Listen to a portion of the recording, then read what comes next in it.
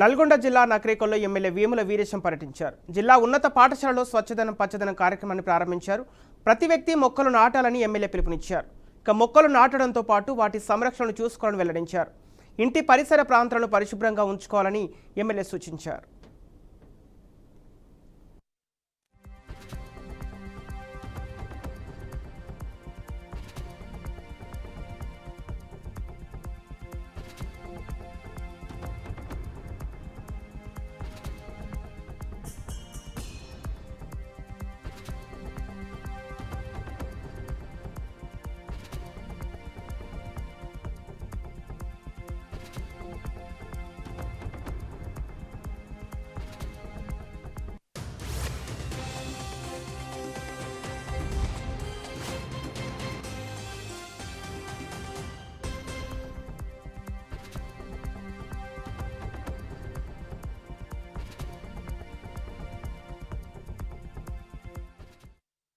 ప్రజలకు అవగాహన కల్పించేటువంటి ప్రజలను చైతన్యవంతం చేసేటువంటి ఒక ప్రోగ్రామ్ను ఈ కార్యక్రమాన్ని చేపడుతున్నాం.